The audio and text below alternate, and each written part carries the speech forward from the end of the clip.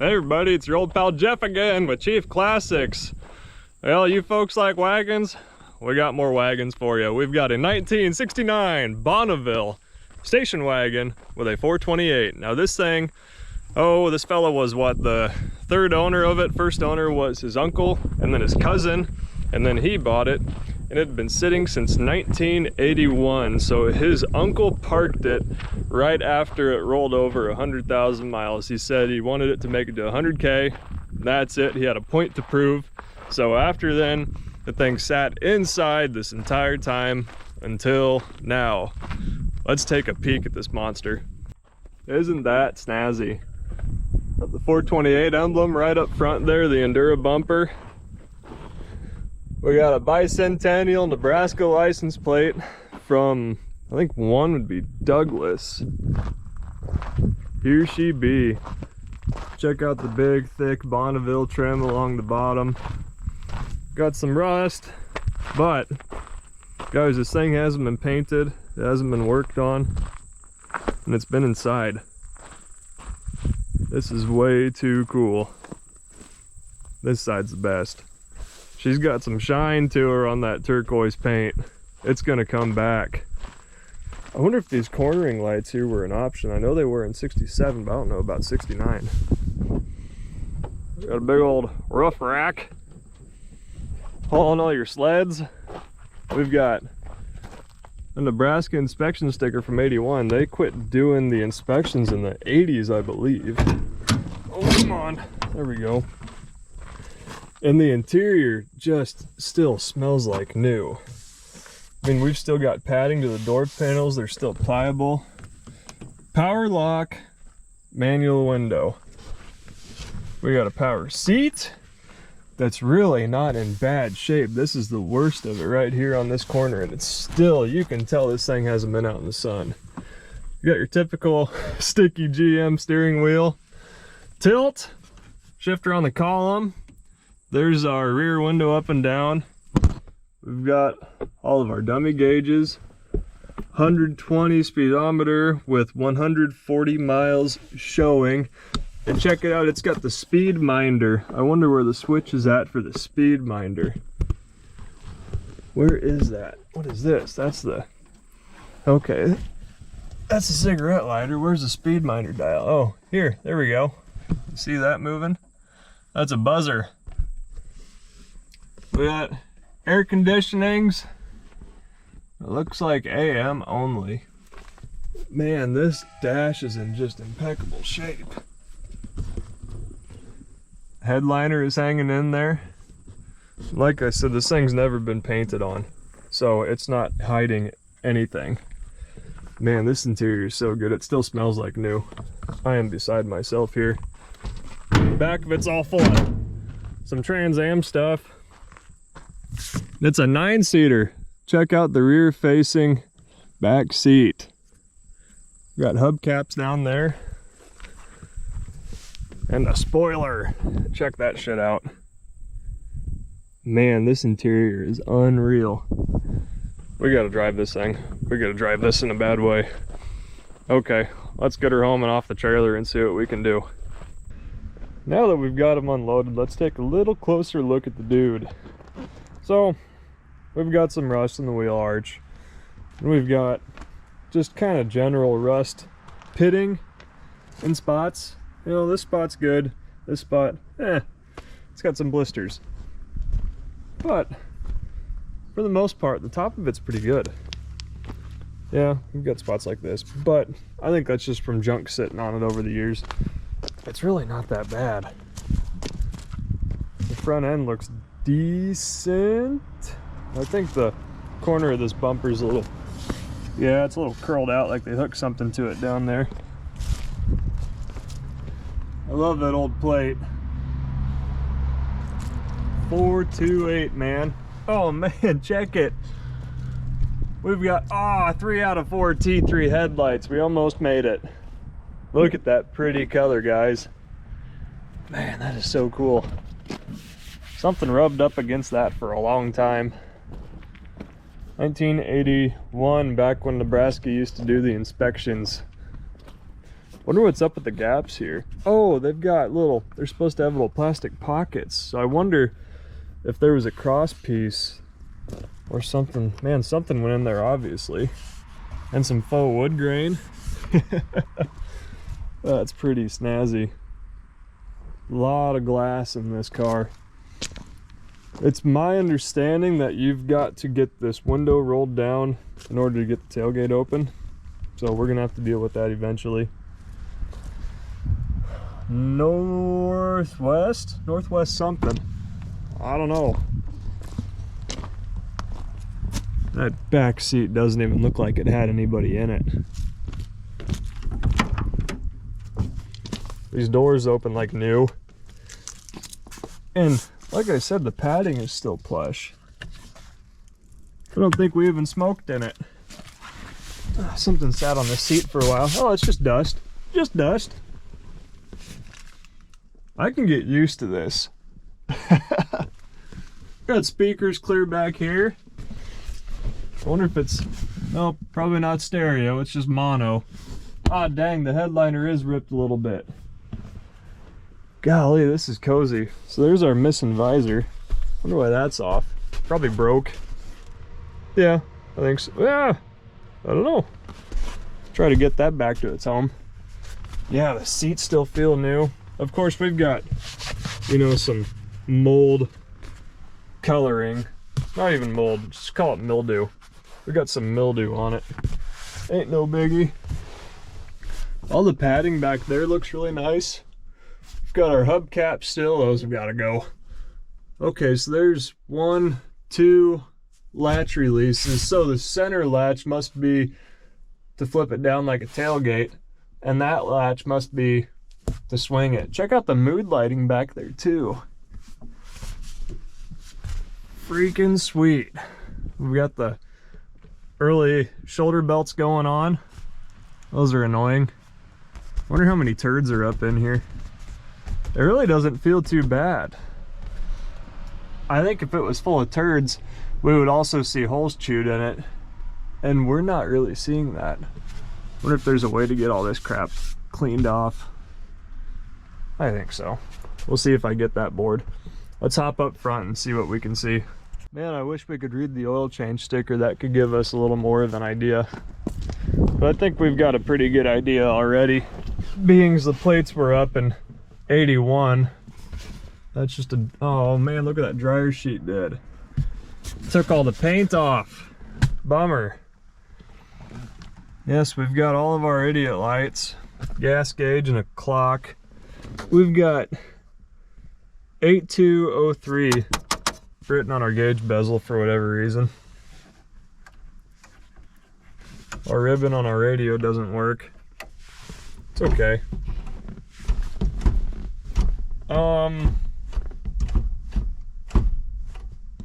Brake pedal moves freely and then stops, so I assume that the master is stuck. Yeah, okay, master's broke free now. It's not going to do anything. It's probably junk. Big old ashtray. Does that belong here?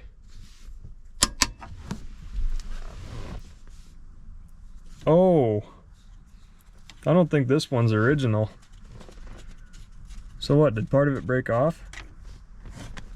Did the thread strip out or something? Why not use the original one? It feels just as good. Man, you could smoke stogies in this thing. It's got the under dash vents for the air conditioning. Did we look in here? We did not. It's got some turds in it. This thing has been cleaned out once before. It's all right, it doesn't smell that bad. Really, it's got most of its carpet left on it. Are these keys for it too? Those are two lock keys. Wonder if those fell out. What do you have written on you? 19 something.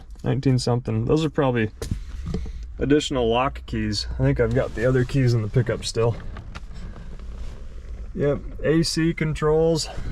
Man, check out that dash pad. This might be the only 69 Bonneville dash pad this nice left in existence. I'm gonna have to get a cover for this thing. We don't need the sun wiping out our dash pad, or the rest of the interior for that matter. Okay, let's get under the hood and see what we can see. We have one extremely stock looking engine bay. And I noticed that we're missing a hood spring. I saw that somewhere. I don't know why that stuff tends to fall out, but we can fix that. Okay, so we're gonna have a vacuum leak, and we're not gonna have any headlights. All of our wires are chewed off. Oh, well, that's at least the other end, so that's easy to splice back together. We got this. Ain't no biggie. But yeah, that's a big old vacuum reservoir. I wonder where the hose used to go. Oh yeah, all this crap's chewed up too. Man, this entire headlight harness is just gone, man. What in the heck? I don't know if that was cut deliberately or if they were all just eating next to each other. Yeah, at least that's headlight. It looks like they may have got into the engine side of the harness a little bit, but man, that sucks. That's too bad. That looks all too clean to be mice. Well, I could be wrong too. At least I think we can get that connector off of there and splice it back together. So we've got power brakes. We've got cruise controls here and here. Power steering. And air conditioning. You think there's anything in the radiator? This is at least a 3-core, maybe a 4. I see something wet really far down there. Is that a 4? 1, 2, 3. It's a 4-core. Golly. That was really scratching my brain. I don't know what this reservoir is for. It's got a broken airline coming off of it, like a plastic air shot kind of airline. So comment down below if you know what this reservoir is for and how that works. I see, looks like it's got a Schrader valve on top of it. Somebody's been under our air filter because our wing nut is missing. I don't see it anywhere. It's our oil situation. Black and 3/4 of a quart low. We can deal with that though. At least it looks like it was running when it was parked. Doesn't have a fresh oil change or a bunch of antifreeze in it.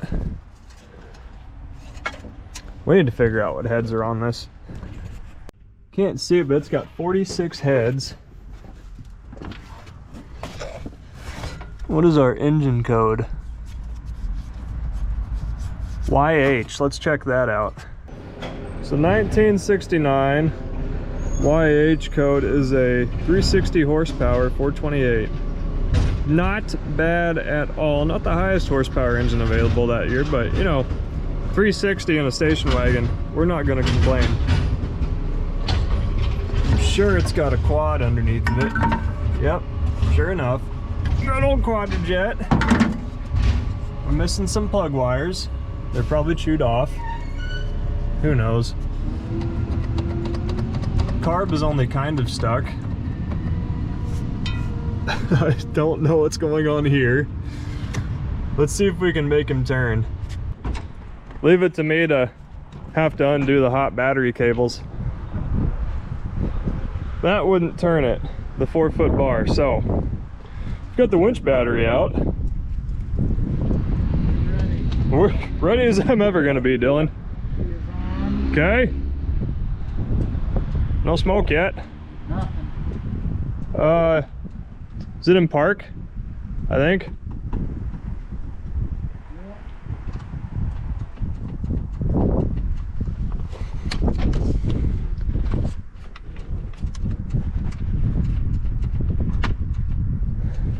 Hit the headlights.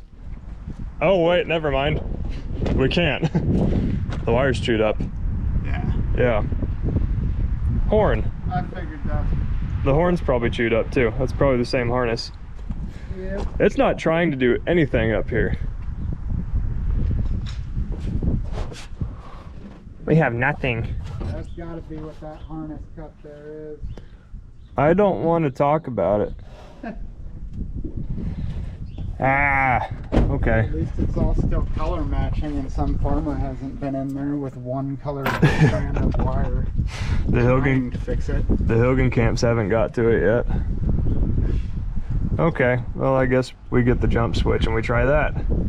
Shoot, we weren't even filming, but we did see it move a little.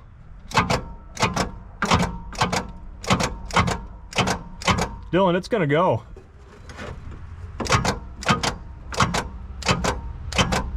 You want me to help it along?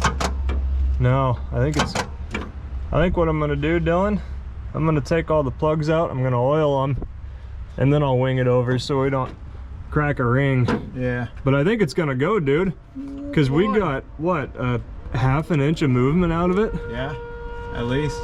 That, you know it will move. That's about 3/8 of a movement more than we got out of that 60 convertible. The 60, all we were getting out of it was about to break. yes, the only movement there was in the bearings, was not in the pistons. And the discs in our back. And yes, there was a lot of disc slippage. This is gonna do it though, dude. It's gonna live. Okay, well I guess that's the next thing we do is pull the plugs and oil it. And then we might do the old 24 volt. Here we go. Forceful cranking. It's gonna be fine, we got this. As I'm watching the leaves change and listening to the sound of the combine in the distance, I'm beginning to think about, this is about the time of year 2 years ago that I filmed my first YouTube video on that 63 Catalina 2-door hardtop. Go check that video out, and if you haven't already, you get to watch me run over my favorite toolbox. So here's my #1 plug wire. I'm gonna put a mark where it's at on the cap, and we're gonna rip all those plug wires off because most of them are broken anyways. We gotta pull the plugs out. I've never used these fancy long needle nose pliers before. Man, I gotta say, I'm a fan. That's a finger saver right there, pals. This still has the big honker 13/16 washered spark plugs in it. Probably, what, an R43, 44, 45. Oh, these don't come out very nice. Well, at least the wire going to the distributor from the coil isn't broken. We can deal with that. Man, a lot of the other ones are though. This is gonna be fun. So, it's mostly clean. We've got a little bit of discoloration on it. Okay, it's not mostly clean. It's mostly dirty. The electrode and the strap looks okay, but you can see there's a lot of corrosion on the thread area. Well, let's get the rest of them out and see what it looks like. So they're all R45S's, and all of them are pretty much the same amount of corroded and the same color black. So that's good, we've got consistency here. All right, let's get some fogging oil and spritz down those cylinders. Man, I had never had such a hard time getting spark plugs out. Those threads were rusty, man. So since it kind of spins over, we're going to use the Sta-Bil fogging oil. I'm just trying to get that oil all over the top of the piston. I've got a vacuum hose on the end of this thing. There we go.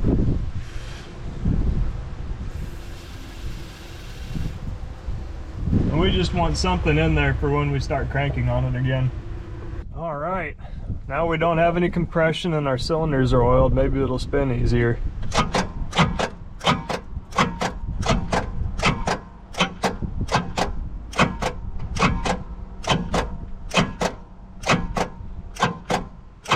It's thinking about it.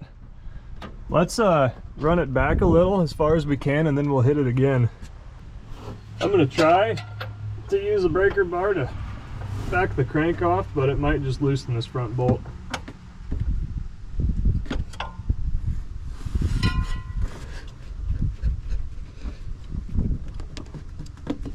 Or it might do nothing.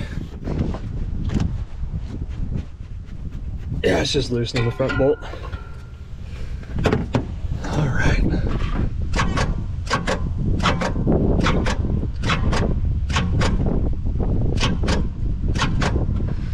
Man, we were getting some good hits for a second. She's gonna go, boys.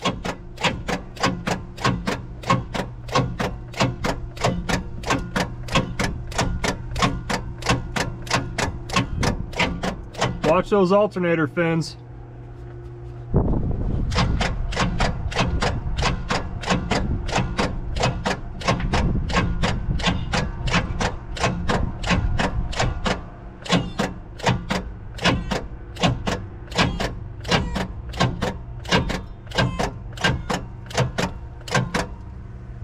Okay, what's getting hot? Everything?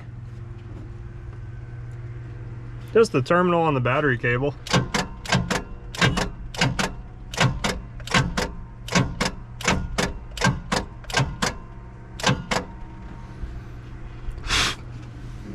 I think it's just the negative terminal is getting hot and it's burning oil off of it.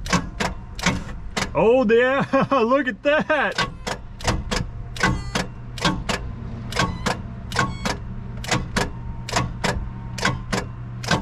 That was a big turn.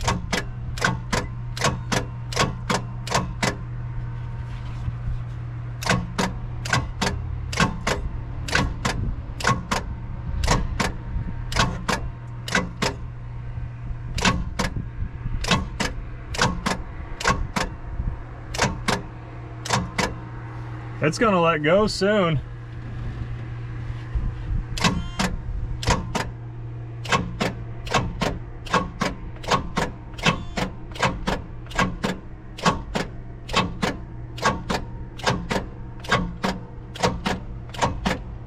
She's tight.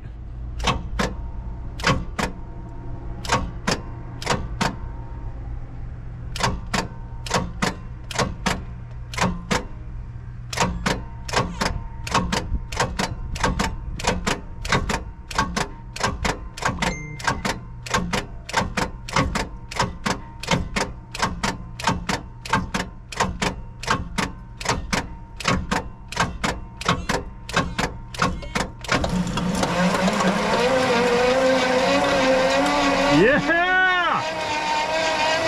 We're doing it!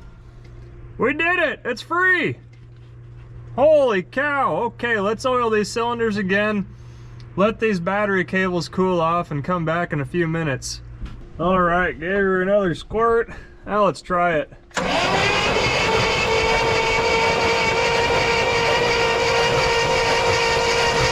That's a lot better.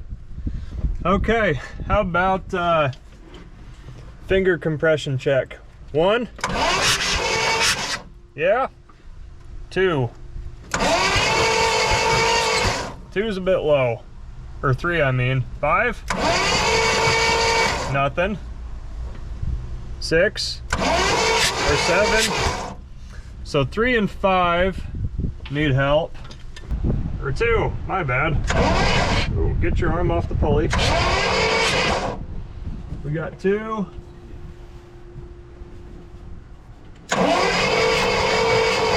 4 is low. 6 is low. 8 is fine. So the center 2 cylinders on both sides have low compression. They have compression, really low compression. So let's try running it first, and then we'll get crazy and we'll pull the valve covers off if we have to. I really don't want to, because there's a lot of stuff on top of the valve covers. Like on that side we've got cruise control, this side we've got AC to battle with, and I don't want to deal with it too bad. Crap. We probably should though. It's a 4:28, let's put in the time. So what we're trying to accomplish by taking the valve covers off is, oh, doggies. we're gonna smack the valves around a bit. Maybe they're dirty. They're probably dirty. They're probably dirty and they're not seating all the way. They must be working a little bit because we've got a little bit of compression, but they're probably just not sealing completely. Sometimes I think I have a lot of tools until I realize I don't have simple things like a 1/4 inch swivel. There we go. How much poop did we just introduce? Oh, not too much really. This isn't bad. There's oil on top of the head still. Wow, okay. Really isn't bad.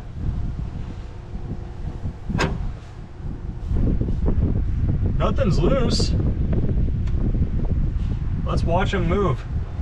So, our compression was low on 4 and 6. So let's watch all 8 of those rockers move. Every rocker is moving fantastic, wonderfully, fantastically. So I don't think it's a valve issue necessarily. The rings just probably need to come around, start firing and seal since they were so corroded. But man, look how clean the top of this head is. That is awesome. I have a feeling we're gonna find the same thing over on the other side. No surprise, this side looks the exact same way. Like I said, we still have oil on top of the head on this side. I don't see any coming out of the rocker arms yet. We probably haven't built any pressure yet. So I'm going to forcefully oil the entire top end of this thing. Let's see if we've got movement on these center two as well. We've got it on every one. Nice and uniform, so it's probably just the rings need to come around. Being that they were stuck, I'm sure that the cylinders are plenty corroded and it's gonna smoke like a son of a gun for a while. So let's get our oiler and let's go to town up here before we put that valve cover back on. All we're doing here is making sure we've got oil all over everything. And I'm gonna try to get it to run down the push rod and down to the lifter, but that's probably wishful thinking. So at least we'll give everything up top a drink. Won't be trying to start it totally dry. So the next spot in our journey here is to look for spark, and that means we've got to go through the ignition system, but we're going to reuse these old plugs because we've got cylinders full of some strange amount of oil, and if we throw new plugs in there right now, we're probably just going to foul them. So let's take these to the wire wheel, see what they look like, and then we might just throw them back in there for now. Well, this is fine really, only 2 of them still look really bad. That one there and that one below it, they're kind of packed full of rust around the electrode. I don't think it's going to go anywhere though. We'll just run it like this for a little bit. Then once we get some heat cycles in it, maybe when the rings start to come around, we'll swap them out. But for right now, we don't want to ruin brand new ones. Hey, check it out, will you? The carburetor moves now. Even returns. It's got a heck of a return spring over there. I like how it's all linkage and not cable.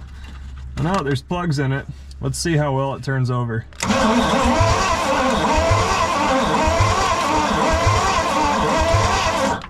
Yeah, you can tell that there's still some that are pretty low. But, I don't know. That's the cleanest top of the engine I've ever seen on an old engine. And it's still spinning probably fast enough to crank it. So I'd say that we continue forward with our distributor there. Let's take the cap off and get down to our points and see what we can see. Man, the rotor doesn't look bad, but the cap is pretty, yeah, it's pretty corroded. We're gonna ditch it. We can find better stuff than that. Oh no, it's got the uni points in it. I guess that's fine. I think we've got uni points to replace it with. Okay, dudes. We got the new points. See if we can slide them in there. I generally stay away from these kind of points because they're kind of hard to adjust. You almost have to do it with a dwell meter. And I'm kind of lazy.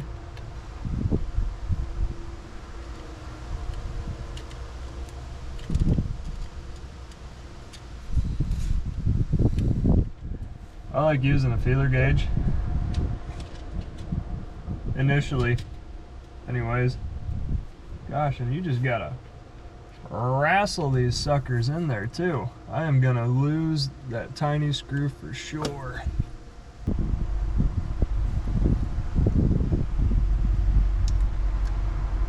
Ho ho. Just dropped it right on top of a rocker. I am not to be trusted with this crap.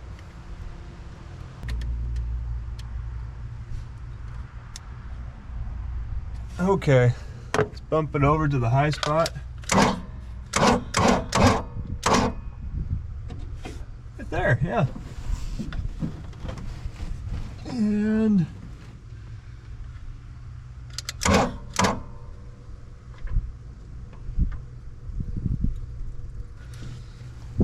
we're just gonna do this by eyesight right now.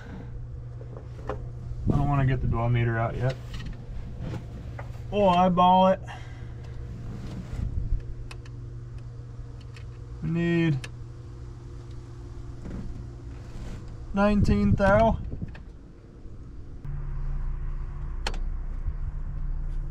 Tightening the screw closes the gap.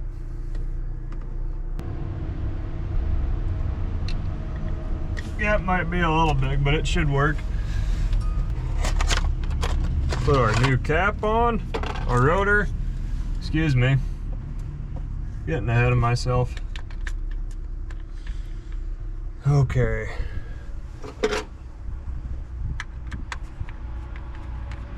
I'm just not really happy with the quality of these Blue Streak rotors anymore.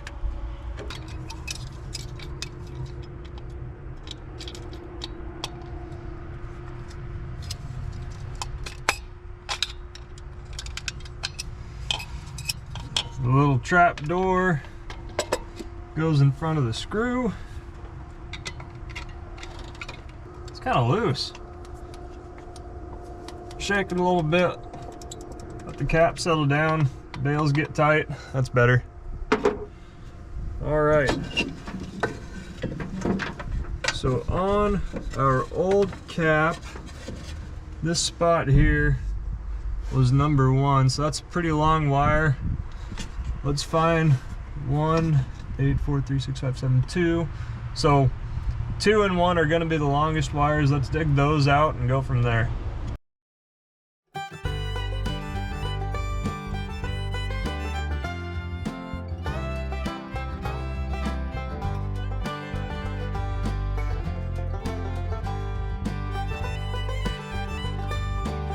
Okay, wires are on.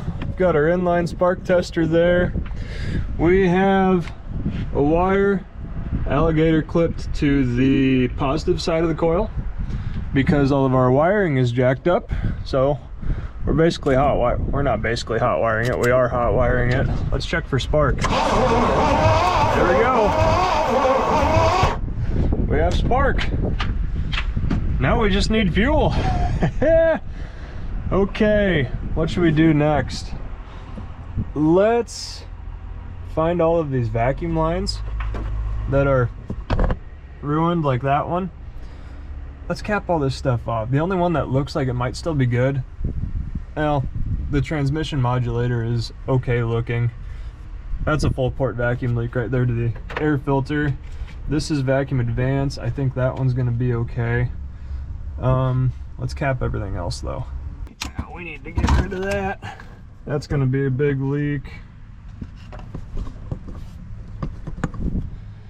So that is for the brake booster, and then this other small one is for HVAC stuff inside of the cab. Okay, everything else I think we can live with. Everything else is plugged off. Okay, let's put some fuel in it. In case you're wondering, I do have a nice big fire extinguisher behind me. Fill up this front bowl until I see it come out the top, like that. I need to figure out how to make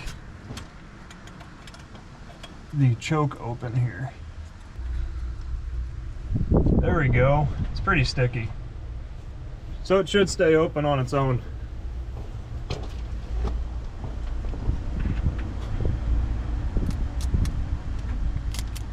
Okay, power to the points.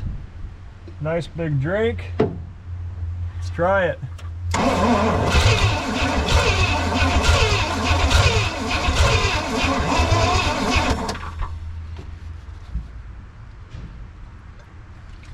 It's starting to hit.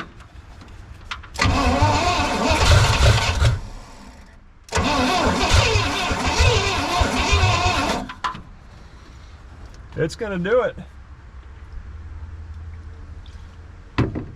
I can see the push rods turning.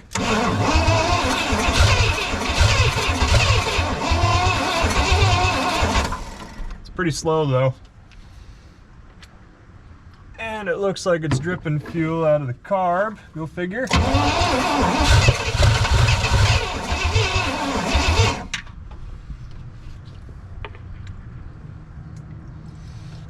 It's probably just running off of what we pour into it.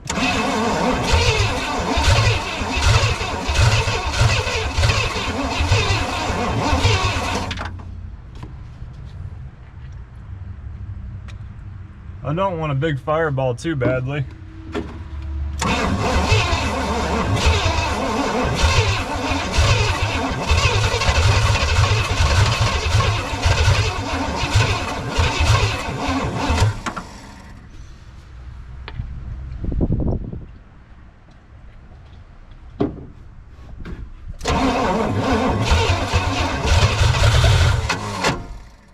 That was me. A lot of smoke. Man, if I could have kept it going. I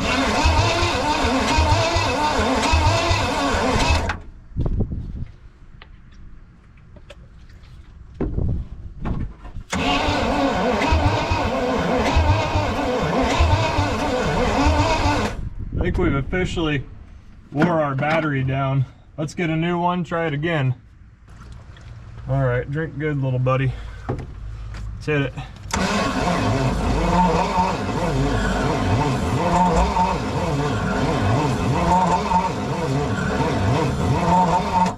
Oh, why the slow crank?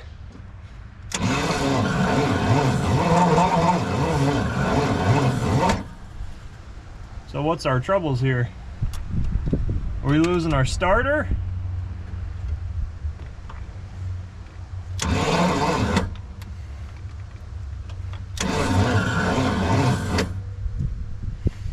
Or are we seizing up? It's not very happy about it, let me tell you that. Huh. Wonder if we cooked the old starter. I'm hoping that's it. Oh shoot. Now we gotta do real work. Okay. Well, I guess I put a starter and battery cables on it now and see where that gets me. Hey, I think it cooled down enough to run.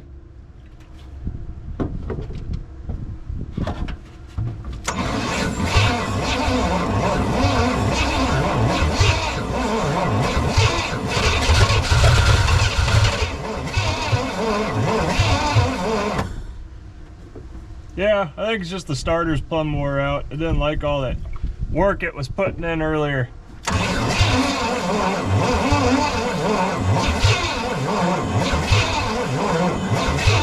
Come on, baby! Ah, it smells like an arc welder. Oh no. Yeah, I think that starter is junk. Okay, let's work on that tomorrow. So here is our first look underneath of the car. I gotta say, I'm pretty impressed. Here's the driver's side floor pan.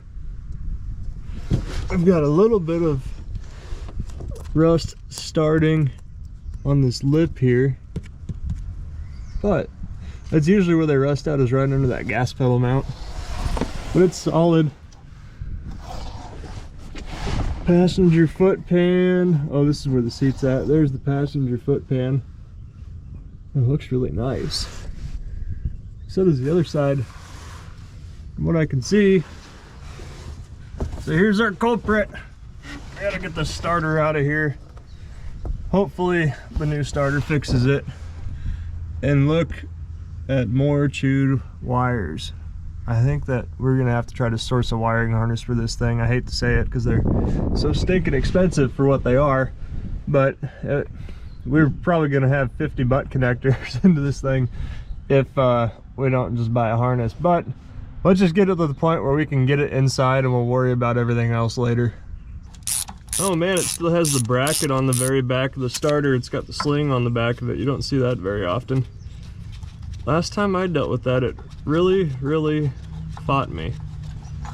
Let's see if history can repeat itself here. All right, starter's out. Realize there's no exhaust on the car. Hey, at least the brackets are there. So this is the original battery cable. You can tell because it goes into a bracket on top of the frame rail beneath the steering gear. So we're just gonna kind of loop the new one the same direction, and gosh, it does look like there's a portioning valve on this thing. So yeah, of course there are single piston brake calipers on it. It's got discs up front, so that's kind of cool.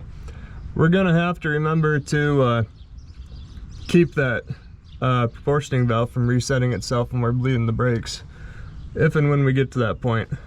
Remind me when we get this thing back up on the hoist that I've got to lift up the engine and get one of the motor mount bolts, put it back in, because the motor dropped a little bit once I took that back bracket off the starter. I had a feeling it was going to, but it definitely happened, and I don't feel like doing it outside here, so. Okay, it's a new day. Let's try all this rigmarole again. Yeah, I don't think it's using any fuel out of the bowl itself. Oh, good, I poured it all over my hand.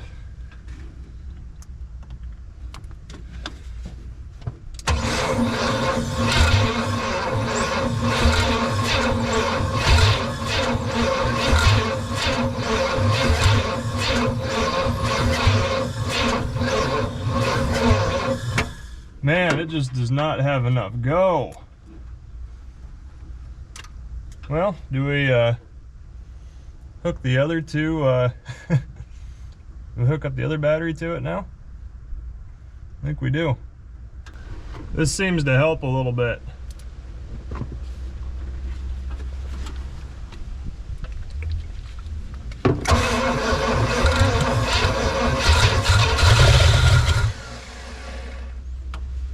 Okay, that's better. A lot of smoke.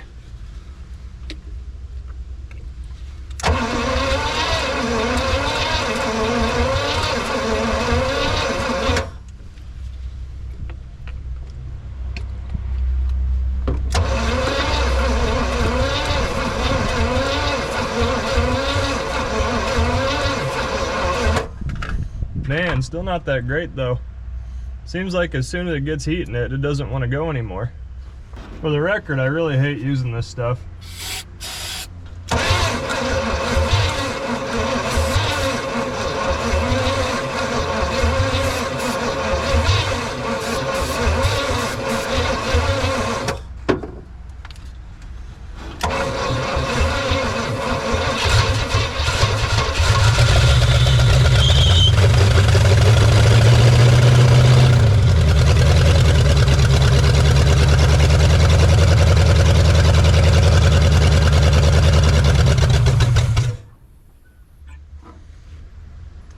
Well, it's a start. My goodness, that was a lot of smoke. Wow.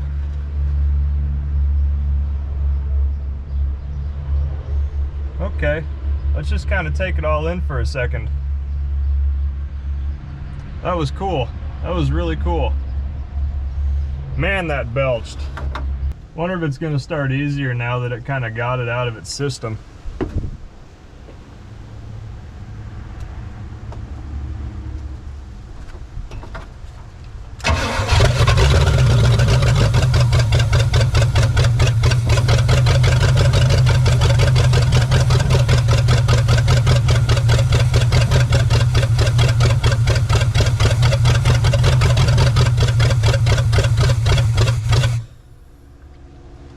Definitely easier. I'm not convinced it's pulling anything out of the bowl yet though. I don't know, maybe it is. Let's try it.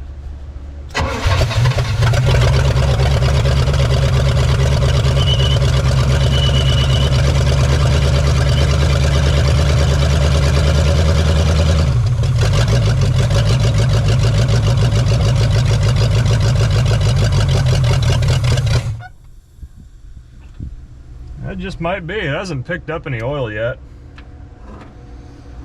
Not that I can see. Let's check the other side.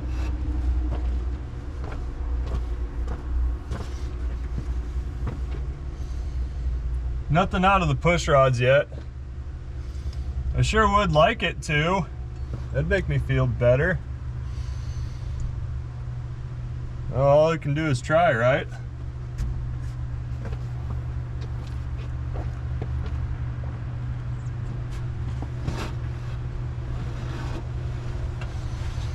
I don't want to run it for too long without any coolant.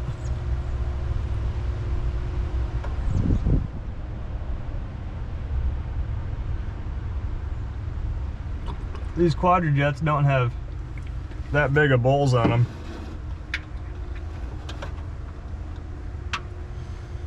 Plus it's just all leaking out the bottom, it appears.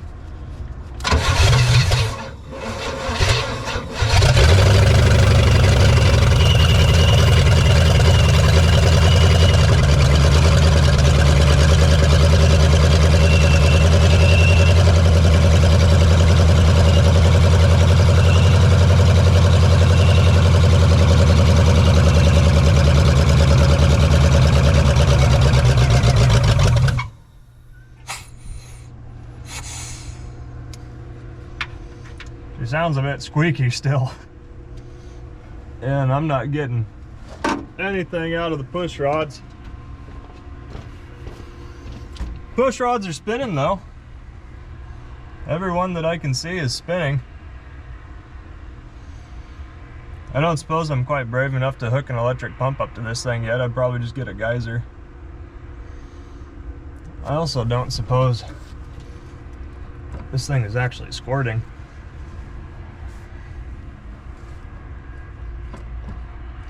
Granted, it's probably empty, but I don't know. Let's see if it squirts.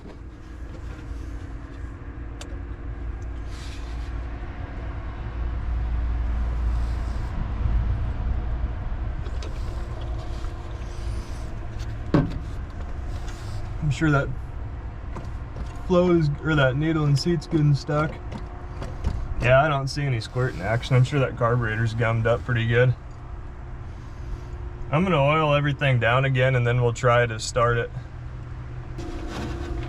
Okay, let's see how consistent of a runtime we can go for.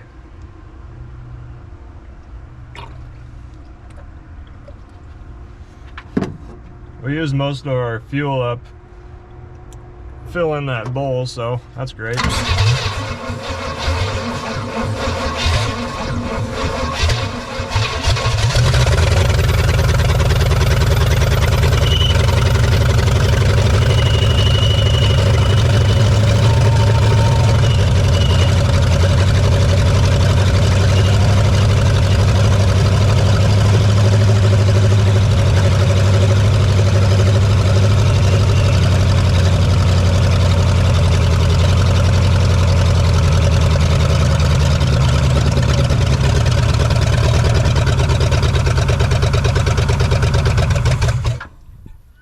Flooded? Oh.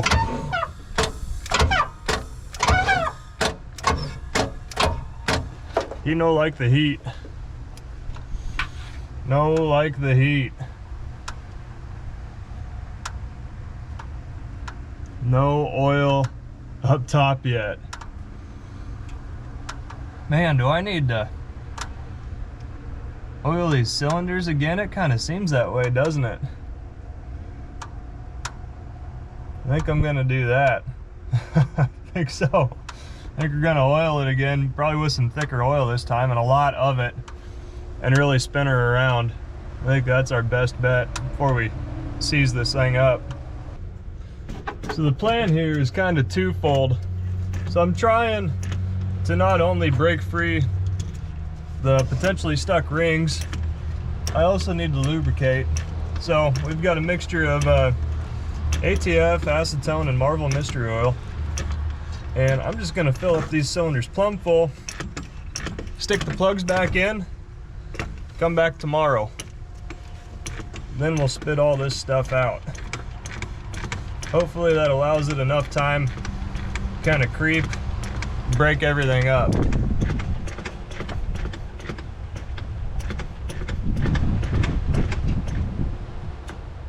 There it is, it's coming out, so let's move to the next cylinder.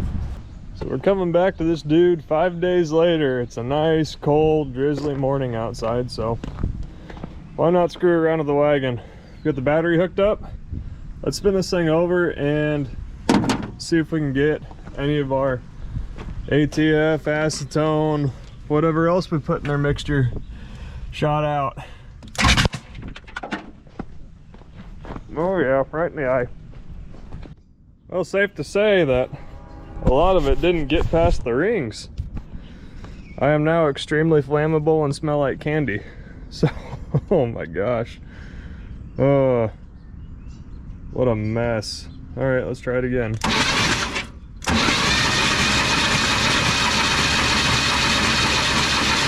It does seem to be spinning a heck of a lot better now.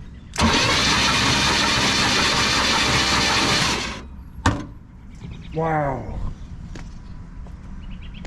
Oh my gosh, it shot it all the way across the back of the convertible. Man, I almost feel like we need to wash this now. This is just going to be a hot, flammable mess. Man, this is how I want to go.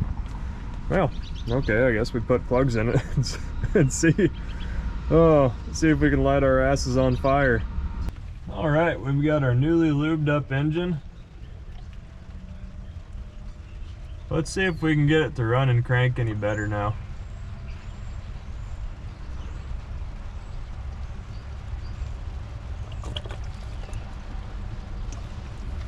Bowl's full. Let's find our alligator clip for our points. Contact.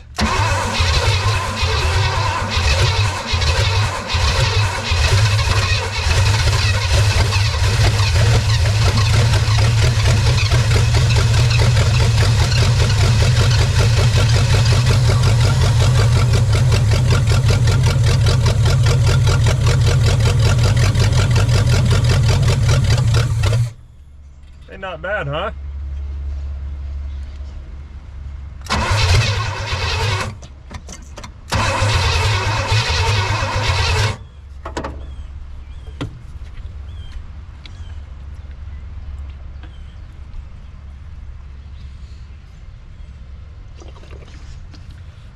That was a lot of smoke.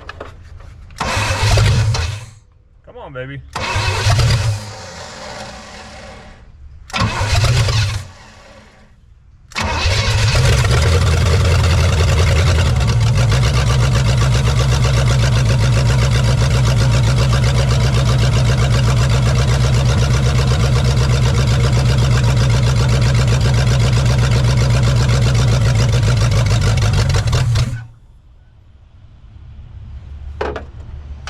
Is this thing actually gonna run? Man, the smoke coming out of this is just insane. I think it's running off of what I put in the bowl.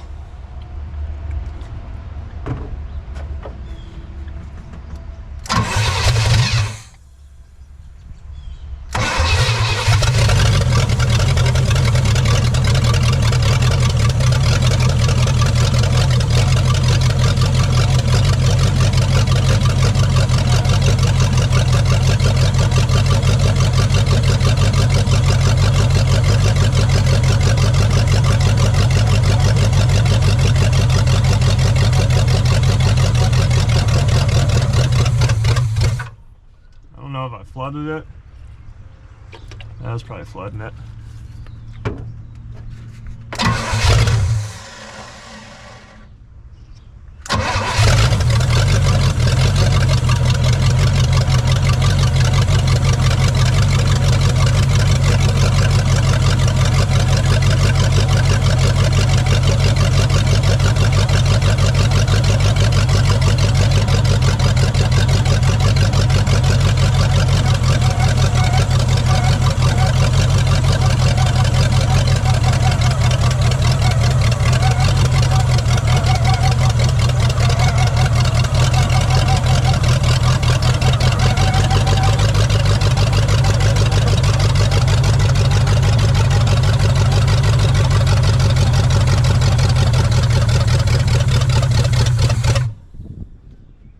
much gas, too little gas. Too much gas, too little gas. Wonder if we've got any oil up top yet.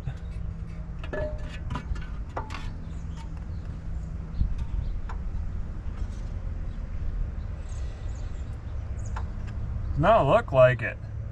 That sucks. What can we do to get some oil up top, please?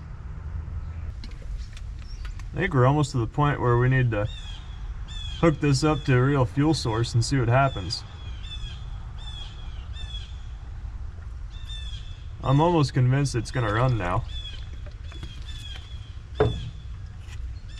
Consistently run, that is.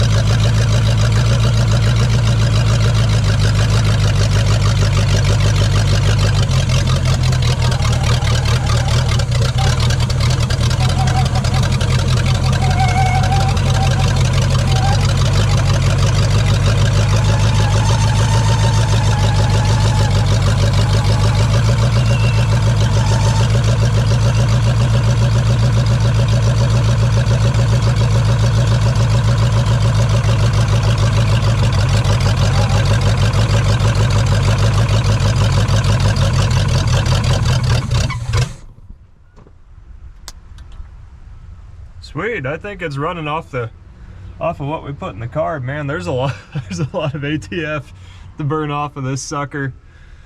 I guess we scabbed together a fuel system, and I'm gonna find a way to run the electric fuel pump and the points from a toggle switch inside of the cab so that we don't spontaneously burst into flames if the carburetor overflows. Check out this old Jake brake toggle switch I found.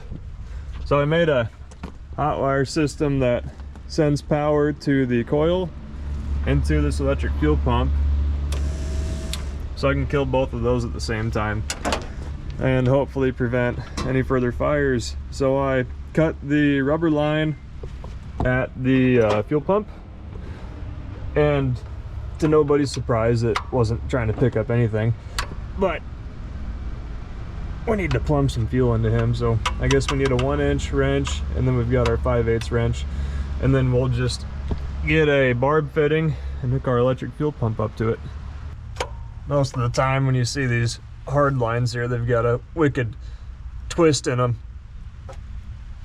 Oh man, because the hard lines tend to get twisted apart when you go to do this right here, because they get seized. This one's coming.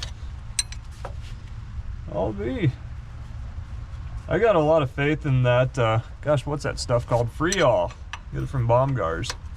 It's been pretty outstanding. Yeah, it doesn't look like we're pulling any fuel. There's probably no fuel in it. But we didn't mangle it. All right, we just need a barb fitting and a tank. I suppose before we do anything, we ought to replace the hoses that the mice chewed holes in. Would really like to be able to drive this thing inside without having it overheat. What do you suppose all that is? Why did that end up there? I don't know. Wow. I think a cooling system flush is in our future. Okay, I guess I cover the radiator, or not radiator, I cover the carburetor and I blow that out. I'm letting the level on the radiator settle down a little bit. While I'm standing here, I'm going to top off the transmission. When we first started it, it had fluid on the stick. Now that's ran a little bit, does not. So I had a partial, and I'm going to put in 2 more quarts on top of it. Seems to usually be what they take, is about 2-3 quarts after they sit. So after they sit, all the fluid drains out of the torque converter and usually comes out somewhere, being the dipstick hole or what have you. You can see that nice brown fluid was way down on the bottom there. Put about 2.5 quarts in, and the importance of this is if you run it too long without an adequate amount of ATF in the transmission, it's going to burn up the pump, and we don't want to do that because this thing already has 100,000 miles on it, and the transmission's probably not in tip-top shape. All right, fuel's hooked up. We're not going to start it yet. Let's run the pump and see if this turns into a geyser.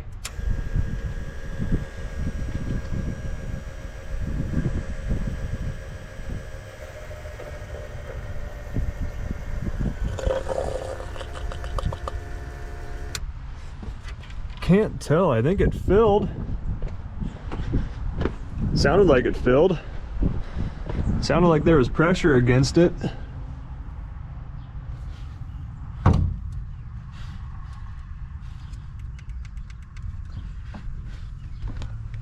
See if it comes out of the vent.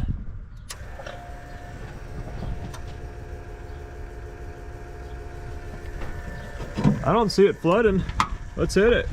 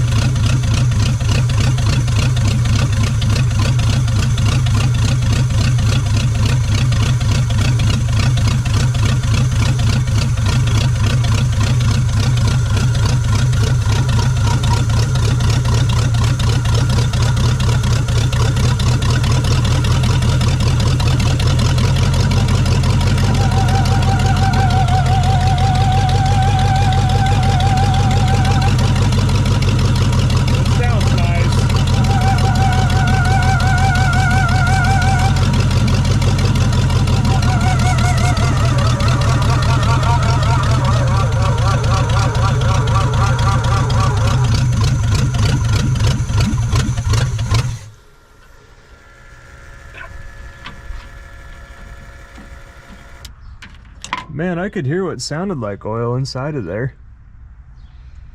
We just aren't hitting anything yet though, boys. It's a little unnerving. I don't want to ruin anything. Well, let's run it and let's see if the transmission will work for us.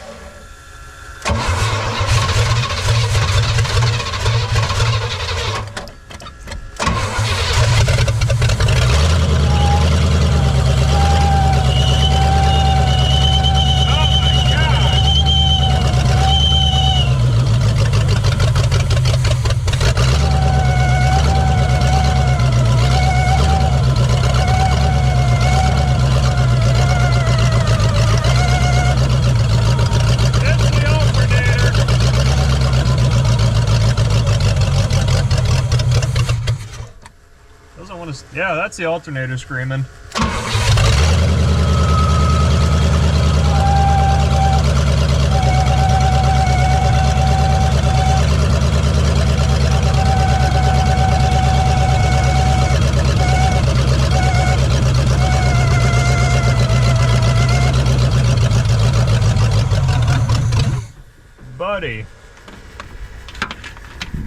Let's see if we can introduce a little oil to that alternator. I don't need it to work, I just need it to not scream. It's not hooked up anyways, so what are we gonna hurt, huh? I did think that I saw at least air getting pushed out of the tubes, maybe oil. Hopefully something breaks up soon and we can get some visual confirmation that we are oiling the top end. All right, let's see if we can get it to run long enough to try the transmission. Oh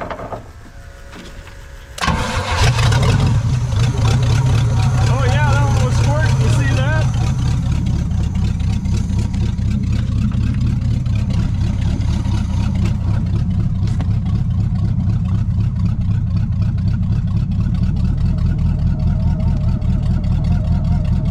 Okay. Oh, I need the key! It's raining real rain now.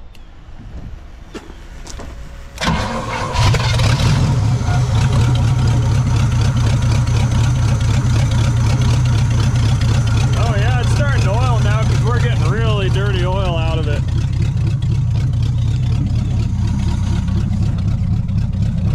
Okay, keep it revved up a little. We got drive, reverse. Oh yeah. Drive. Yep. We got gears, boys.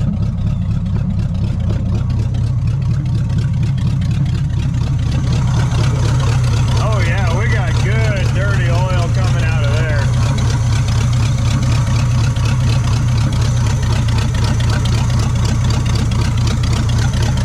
Every one of them.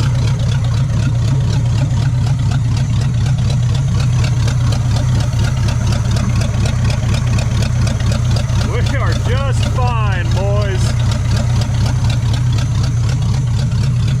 I guess we get it inside now, don't we?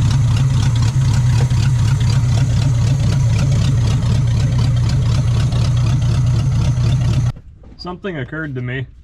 Crazy, I know. But this has disc brakes in the front. Sometimes disc brakes will hang around for a while throughout the years. Maybe, just maybe, the disc portion of our brake system will work. Probably.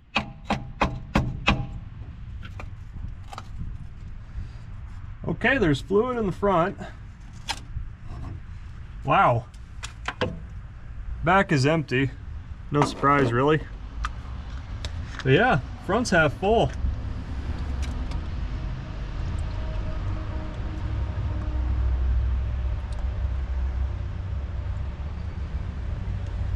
Well, what are the odds that the pedal is stuck? I bet the odds are high.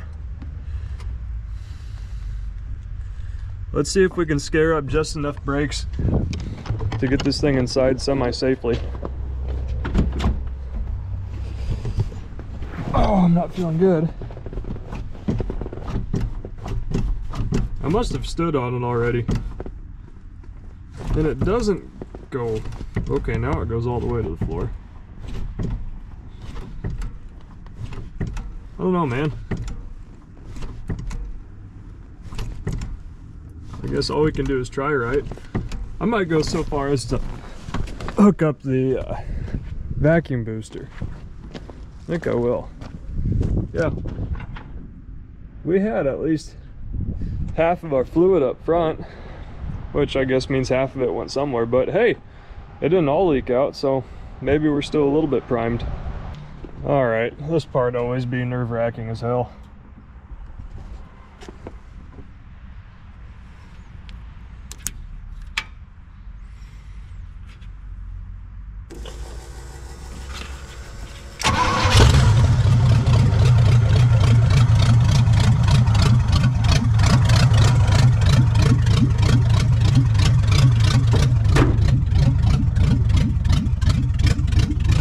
Stay running, come on.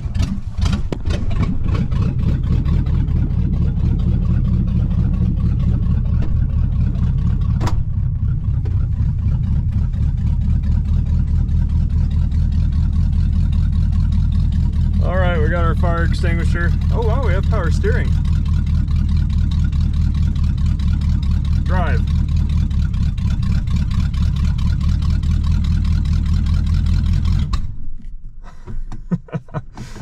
There's a hard spot in the throttle.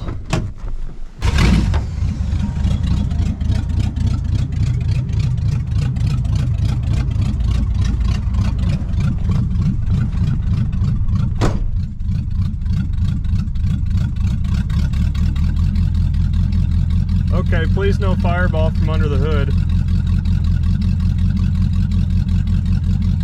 Okay, we're in neutral.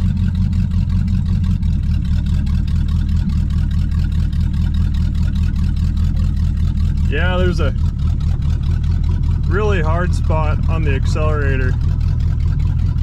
I'm trying to just ease it. Yeah, that's it.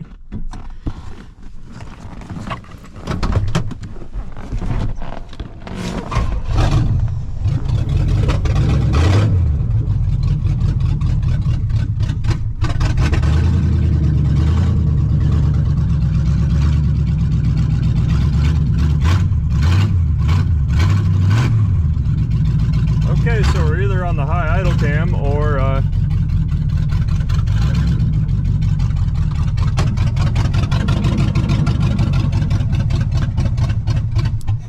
that's a lot of suspicious smoke.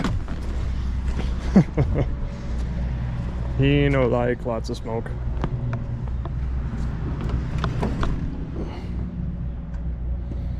I don't think anything's technically on fire.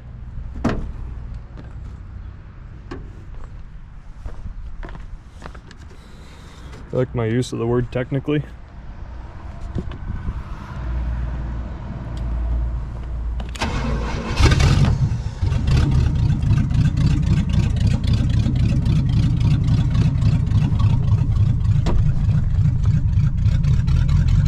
Forgive me for being gun shy after lighting that 60 on fire.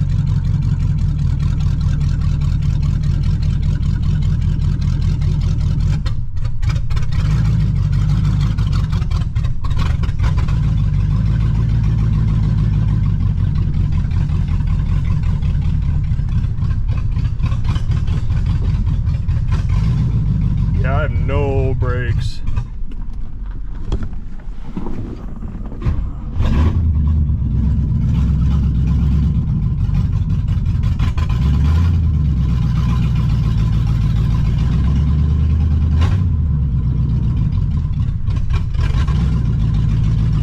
No brakes. Hopefully that person doesn't want to go this way.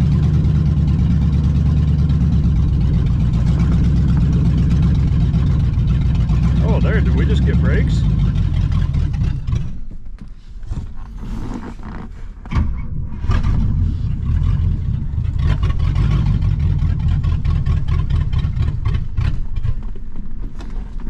Okay, we kind of have brakes.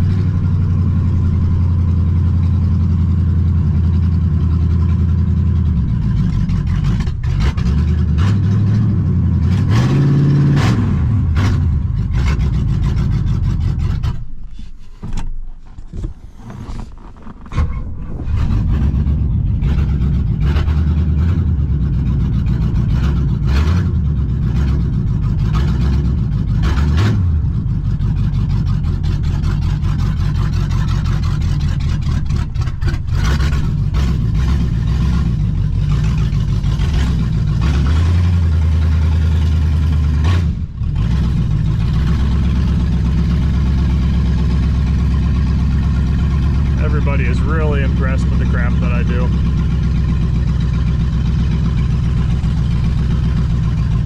Oh yeah, I've got one front brake. Let's stop it here and make sure it's not on fire. I don't want to pull a car inside that's technically on fire.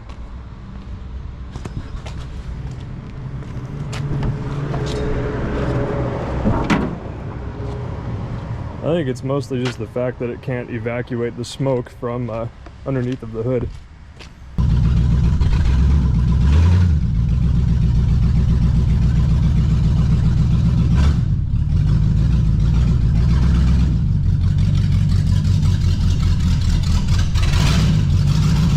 This thing loads up pretty bad.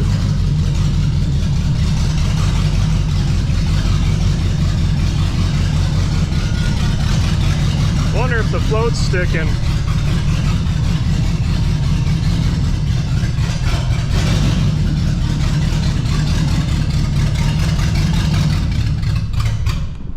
I do have one whole brake somehow.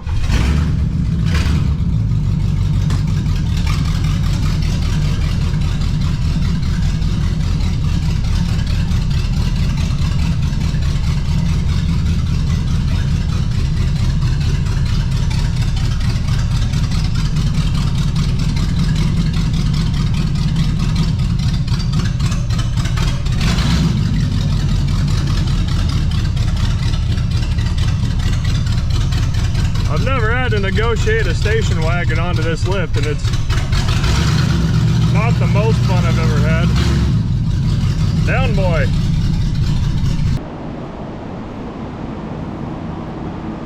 There she is. Drove herself in under her own power. Outstanding. I think we need to go back a tickle, wouldn't you say? We're pretty much dead center right there. Hey, it's a starting point. Let's get the hood open. Try to get all of this smoke cleared out before we go home for the day. Well, it's a great feeling to know that this is the heaviest thing I've ever had on the lift. Apparently these things are tipping the scales somewhere between 4,000 and 5,000 pounds. Oh man, you need a bath, don't you? So yeah, there's our single piston brake caliper. Man, we've still got grease on these Zerks too. Goodness. Yeah, complete lack of exhaust, which we already knew. Oh good, our oil pressure. Oh man, we've got just wires going everywhere. The wire to our oil pressure sensor is going. That's where it should be. I take it those two wiring harnesses go together. Those colors look like air conditioning. That's not critical. Man, this thing is fuzzy, isn't it? Turbo 400, also fuzzy. Can't wait for all of this to drip onto our head. Is that brake fluid or power steering fluid? That's dry. That's just brake fluid. It's okay. So we got brake fluid leaking out of the master. Yeah, so the master's bad. No shock. Man, I hope all of our freeze plugs stay in there. I don't even know why I said that. Oh, we're actively leaking brake fluid out of the master. Cool. Well, put that on the list. There's our new starter. Can't see anything else except for a bunch of eaten wires. Frame. Let's check out our floorboards. We've got a little bit of rust jacking right there. Otherwise, the floors look nice. Frame's got some scale to it. Yeah, it's shedding some skin, as you can see here.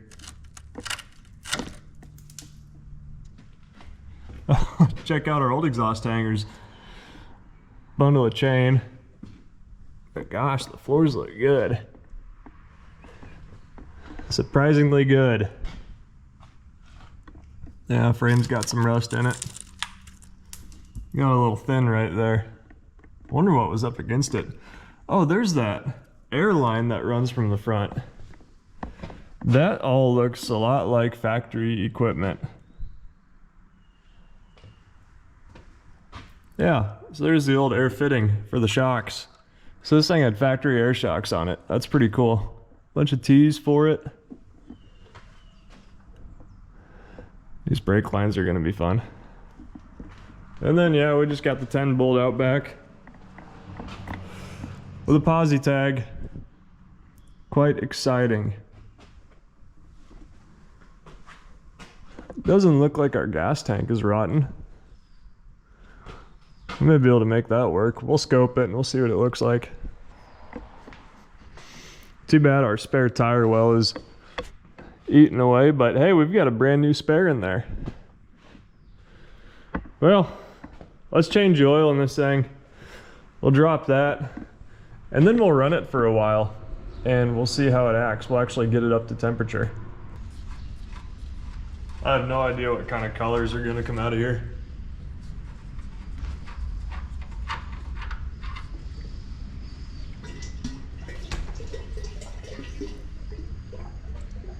It sure does smell like ATF and acetone. Ooh, doggies, good thing we changed that when we did. Plenty black, but doesn't look like there's any water in it. Dang, this is a first for me, check that out. An AC oil filter, not AC Delco, just AC. Now my understanding is that AC and Delco did not merge until 1974. So that oil filter is pre-1974 off of this old Bonneville. That is so cool. I don't think I'm gonna be able to throw that one away. Wow. What if this thing hadn't had its oil changed since 74? Wouldn't that be nuts? Crazy stuff. Wow, that plate expired in 1980. February of 1980. My goodness. This is unreal. So this could be 45 years that it's been sitting. Hey friends, we've got the oil topped off a 10W30 with zinc. Coolant's looking good. We've got a fuel supply hooked up. Let's run this thing for a little while and see how it does.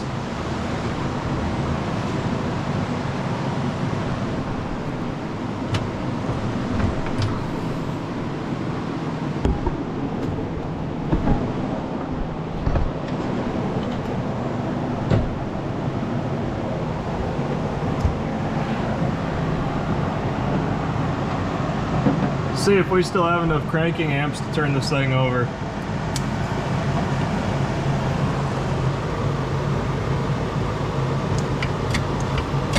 I think I hear an accelerator pump. My gosh, can you believe that?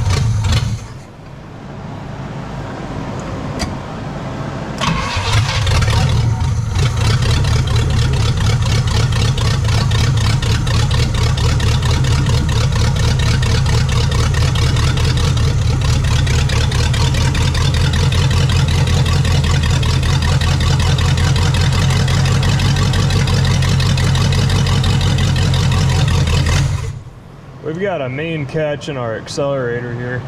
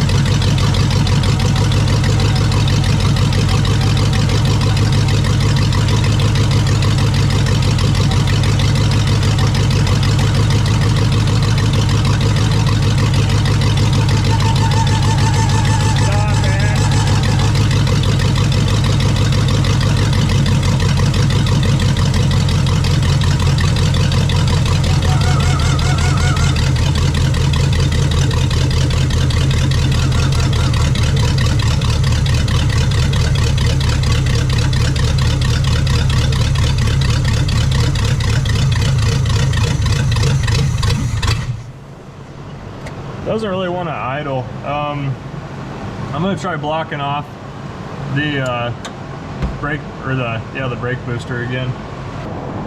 I turned the idle up, it should run now.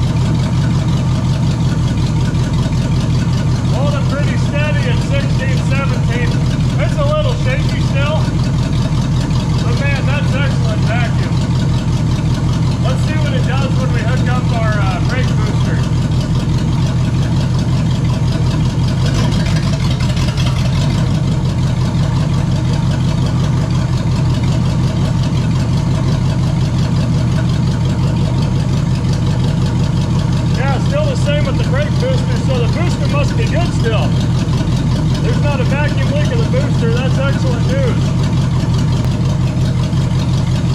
Alright, we're chilling at about 200, so I'm going to shut it down. The car runs pretty good enough to justify putting more effort into it. Man, I'm going to break these off. Let's see if we can get to pull fuel out of the tank. It's hard to tell, but I see the glimmer of galvanizing in there.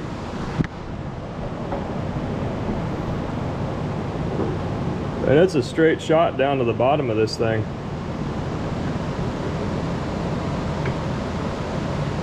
Heck yes, friends. Almost a straight shot. Let's see if we can get it angled down to the bottom. Okay. We can kind of see the bottom.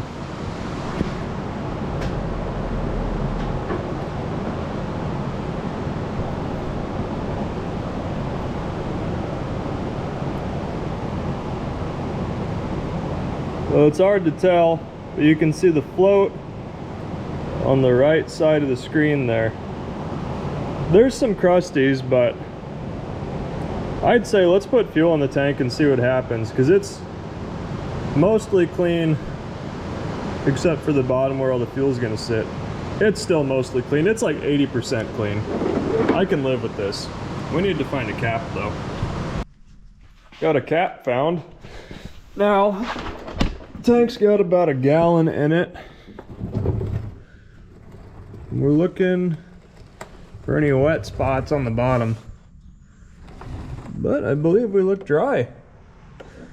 So I think the tank is tight. That's excellent news. We can put 5 gallons in the thing in good faith now.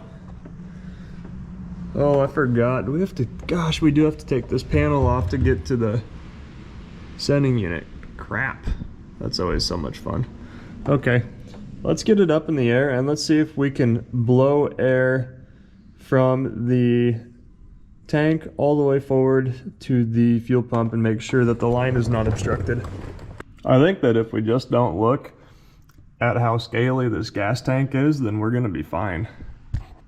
It's not great, but it's not bad. I think it'll hold fuel. All right, let's get these old hoses off of there.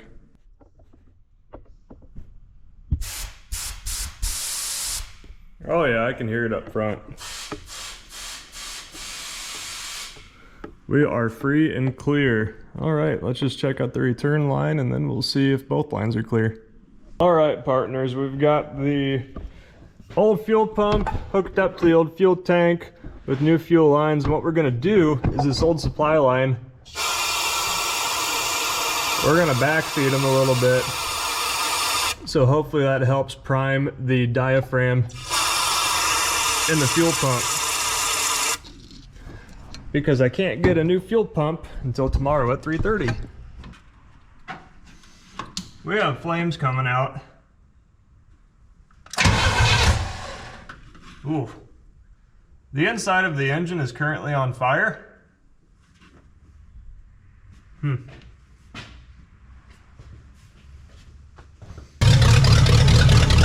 we're hoping we see that filter fill up.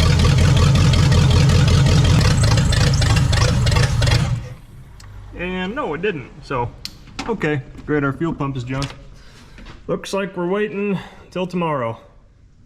Next thing I want to do is I want to get this car to start with a key and charge. Now, you can call me a hack, I don't care. I'm just gonna butt connector everything back together. The engine bay harness and the headlight wiring harness for this car is gonna be over $600 if I buy it new. And I just don't think I can quite justify that. So let's get out our butt connectors and our heat shrink and let's go to town. Spent my entire day piecing this wiring harness back together. So the headlight wiring harness was chewed up, the engine harness was chewed up, and the HVAC harness was chewed up. There were, I believe, 3 wires throughout this entire engine bay that weren't chewed in half. Maybe not counting the windshield wiper motor. I've got a couple I gotta fix there, but they're in their own harness, so no worries. But let's try everything else out. I don't know if the key's on. Park, key off. All right. No sparks.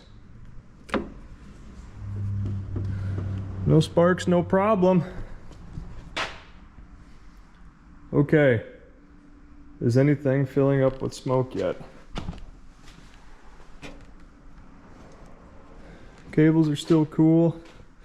I guess the 2 cruise control wires didn't get chewed on, so that's great.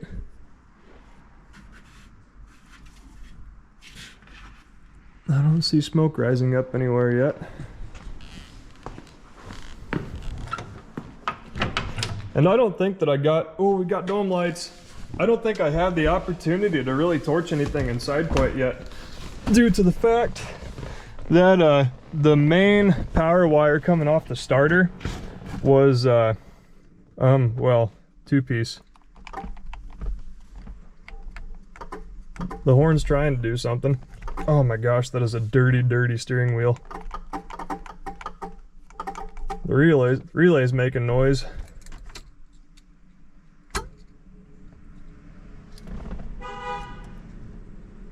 Oh man, the fan's on. Fan's off. What was that light that was on? Oil and alternator.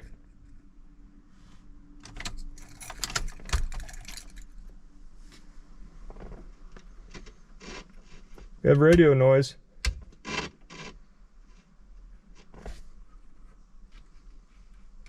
About some 840.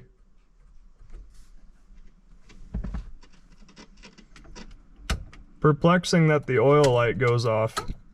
Oh, there it is. Belts, that's what it was.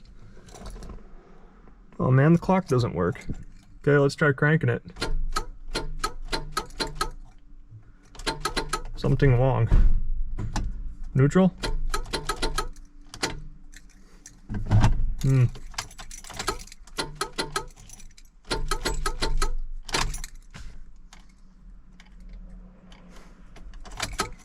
And also our gas gauge maxed out.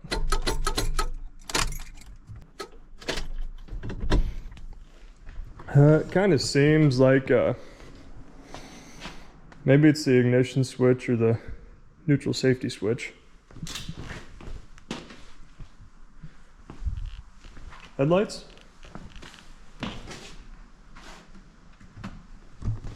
Oh boy.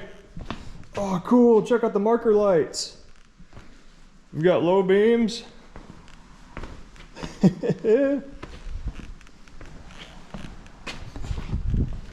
Damn it, our lower marker cornering lamp isn't on. That one is. That one's on. That one's on. License plate? Ah, no license plate light. We're gonna get pulled over. We are so cooked. Oh. I don't know if that's license plate light or fuel sending unit. You got that one.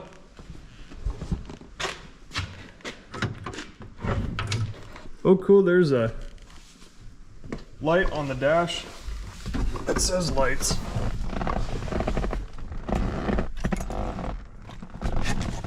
High beam? High beams work.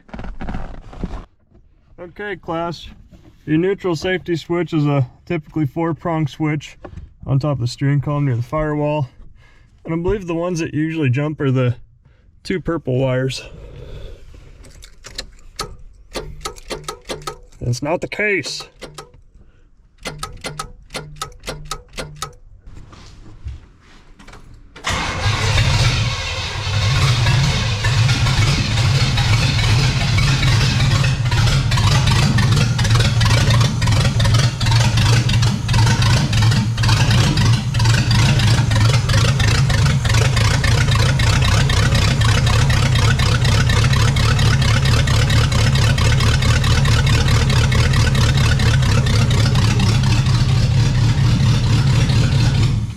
So the trick was to keep cycling the key. And apparently we got some connector clean enough that it decided to work. So I think all I've got to do now is fix the wiper harness, and we've got this nightmare behind us. So I think we can start this thing with the key now. Let's see if we can get that fuel filter to fill up. Filter's half full. It's not great looking fuel, but it's fuel. All right, let's try ya.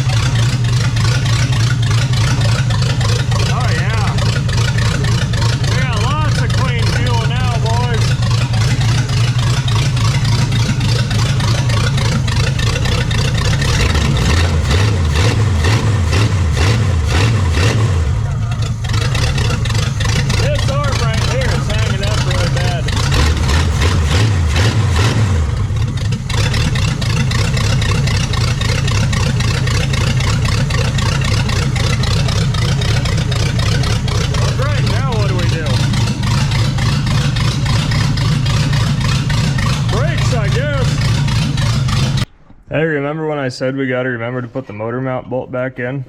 Yeah, that was just remembered once I realized I can't get the bolt out for the belt out from underneath the harmonic balancer. So, guess we gotta do that now. I think I'll just go home now. Apparently that oil pan was a bit too thin to lift up the engine with. Judging by the rust ring, it looks like this one was trying to work. Check out the bearings in that son of a bitch. We do have a bit of wobble, so our bearings are tick loose. So we ordered new ones, so we're just gonna throw those on. But man, those bearings might get added to the used pile. So we got all new brakes for this thing is what we ended up doing. We got new calipers. I guess we didn't get new rotors because nobody makes rotors, but we're gonna reuse these. They don't appear to be warped, and they're worn very evenly, at least on the outside. So we're just gonna scuff them up and we're gonna run them. It'll be all right. Hope we can get that broke loose. You can make your life a lot easier here. Just cut the rubber line, and then you can put a socket on that.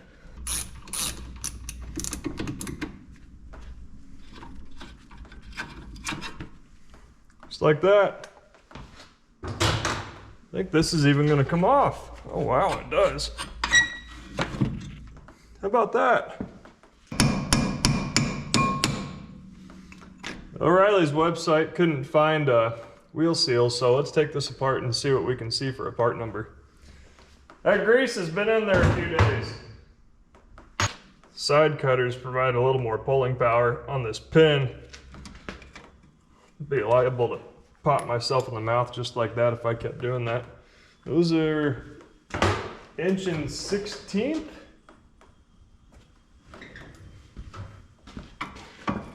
Oh yeah. This grease resembles wet coffee grounds more than grease anymore.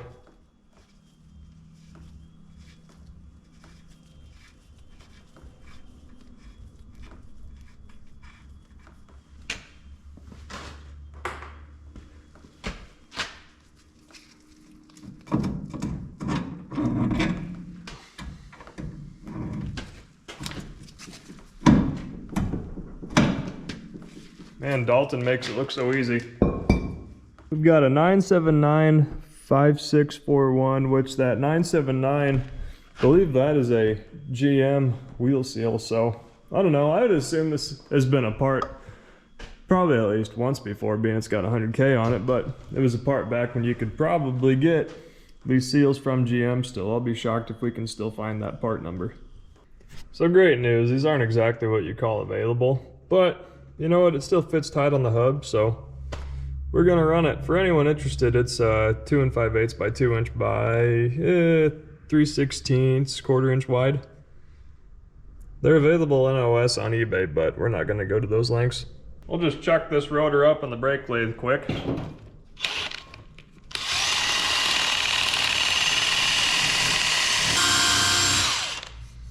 There we go. That'll wear in.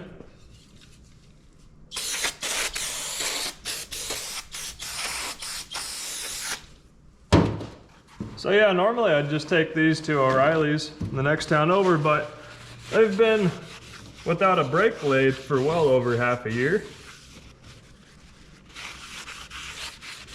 Wish they would fix that. They can't even sell me new rotors. It's all right. We'll run it. We'll go stand on the brakes out on the highway a couple times, and I think we're gonna be good to go. Check out this sucker I found in my toolbox. Got this from O'Reilly's. It eats, man. Dang.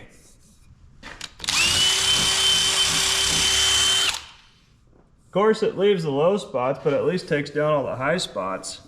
My gosh, this thing cooks. All right, we've got our new bearings, our new races, our old seal, and our old rotor. It's gonna work.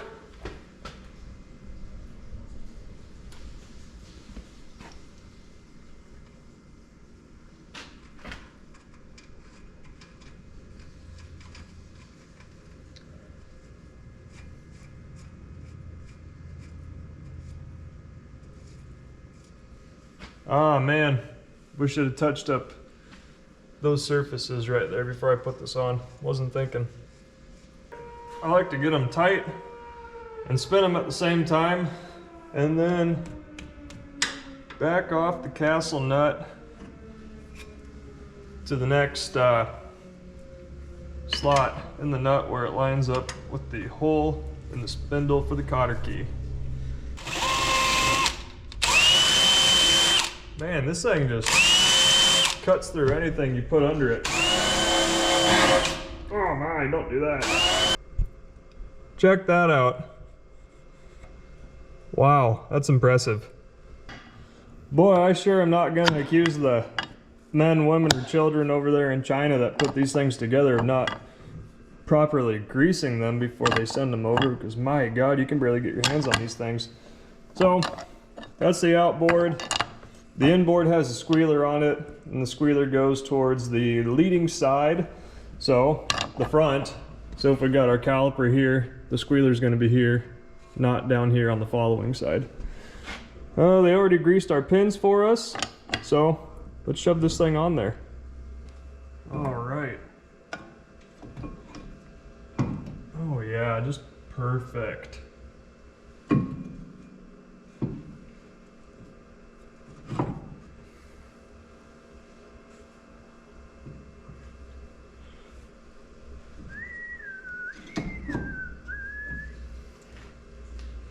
Man, it's never perfect. It's a little too tight. There we are. It's okay. It's gonna be fine. Okay, make sure you cross thread it.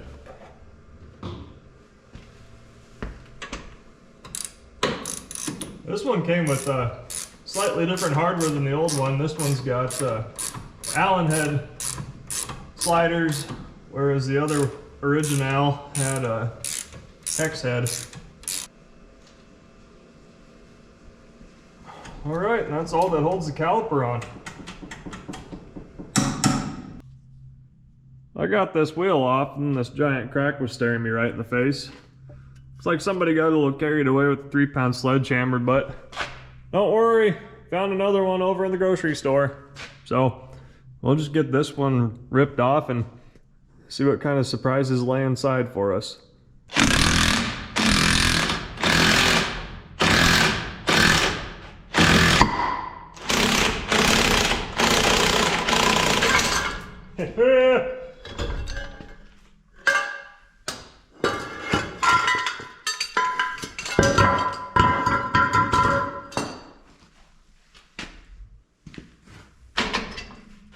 And all we broke was a hold down pin, not bad. So I'm not sure how many sets of drum brakes I've done in front of you fine folks, but I feel like I might not have to do another one. But for any reason, if somebody wants to watch me do an in-depth video on how to do drum brakes semi-correctly, would love to. But I'm not going to subject you to this right now. So I ended up doing quite a number to this thing. Got the master replaced. We've got the brake hoses on the calipers now, those came in. Had to replace the hard line from front to back, of course, and then all the lines on the differential. And then we found out we had a broken drum, but it's okay. Found one. So everything's together now. How's about we try to bleed it? We're not gonna have anything for pedal because we have no fluid going all the way to the back. But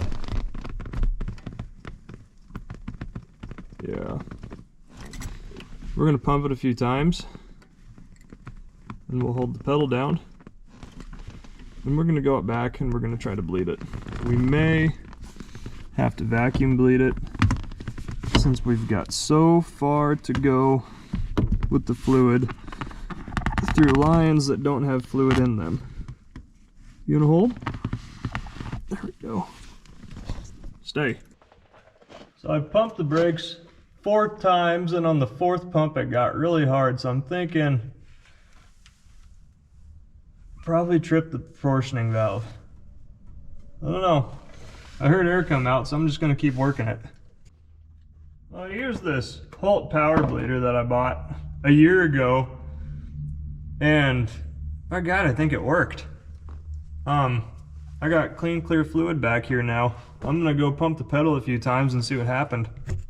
I'll be darned, I'm glad I quit when I did because the thing just about evacuated that whole reservoir in the master. Yeah, I've got fluid here now. I just gotta do a little more fine tuning on this one, and I guess moved all the other corners, and this is gonna work. So my brother and I were messing around with it. I can't get the window to go back up. The relay's trying to, but no luck. But hey, we've got good news. We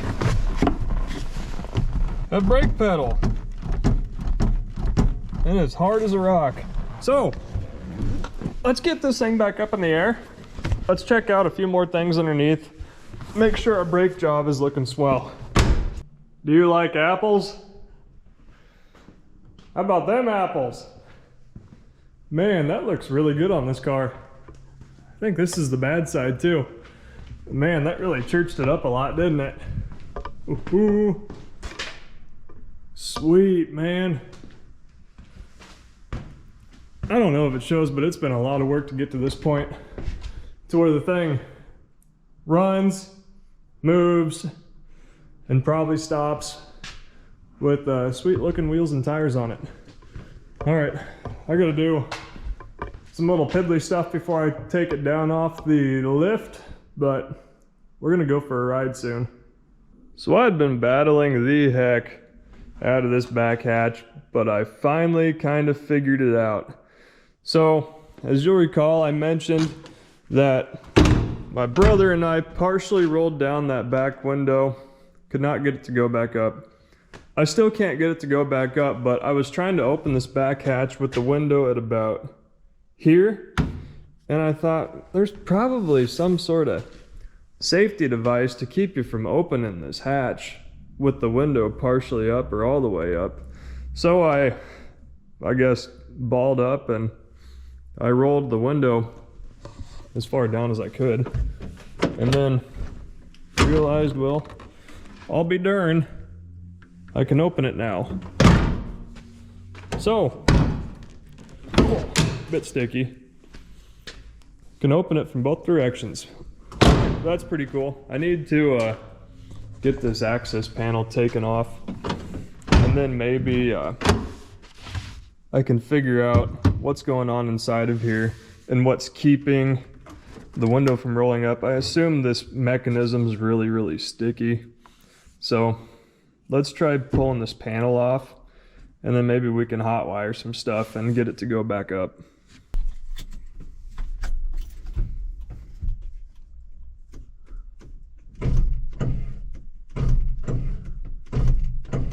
I don't know what changed, but I don't know.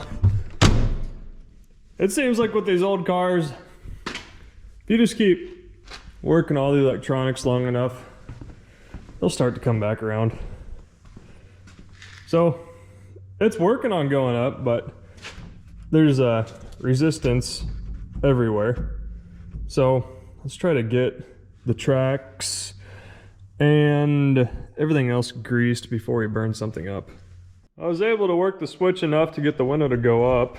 So now that we have it up and our mechanism is exposed, oh, doggies, we can get to everything on the backside with the little WD-40. I'm so glad that I took all this apart just for it to decide to work. But here's what we're trying to grease up. We're gonna get the regulator slickered up, and then these rollers right here that go in this track that push on the window, I suspect that's where a lot of the resistance is. So I'm gonna do that on both sides, and then we'll see what kind of results we get.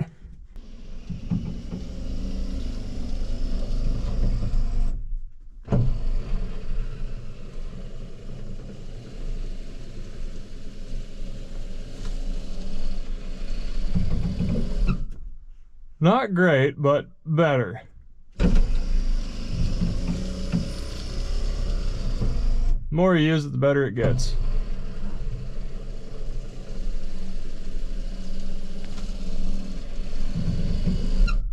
Okay, I'm gonna get it down one more time, put the tailgate back together, and then that's probably gonna be the end of me using it, honestly. Alrighty, we got him down on his feet. Let's get him out of here. Let's take him to the gas station. Let's go to the car wash and see what it looks like with that shiny blue paint underneath. Well, I guess what little dust is there. This is his first start in about a week.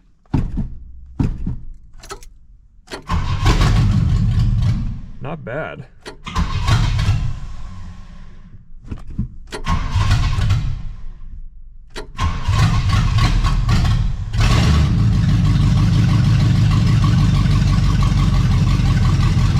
Check it out, I found the old registration.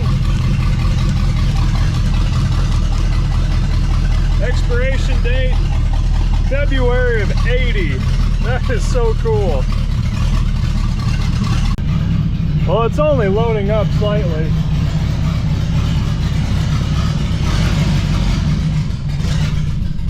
And in all the excitement, I forgot to notice that I do have brakes.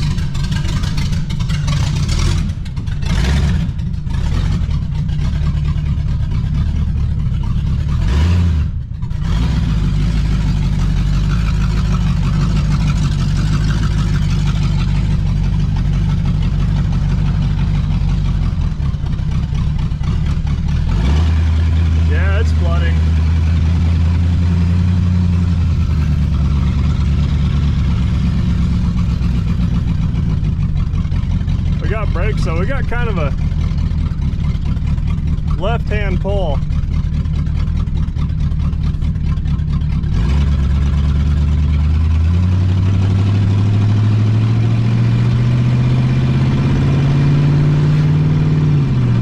Second gear.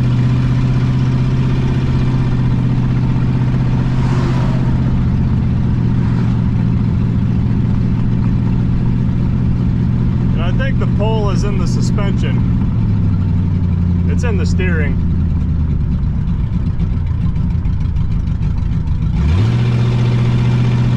Too many people at the gas station. Let's go to the car wash first.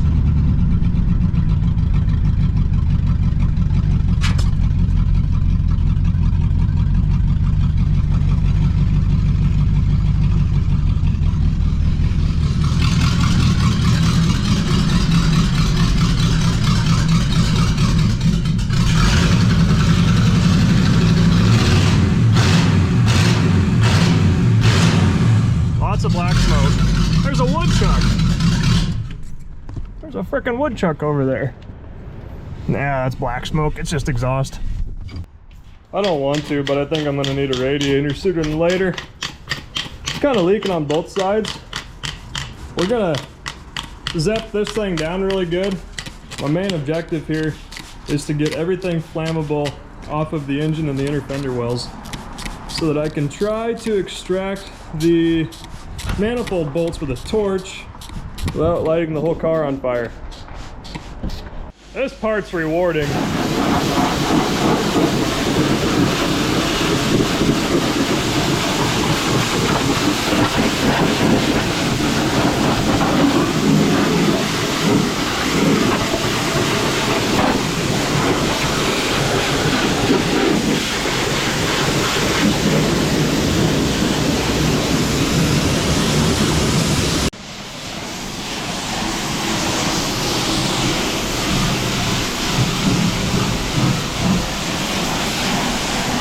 Check back in a sec, we'll see how pretty this thing is.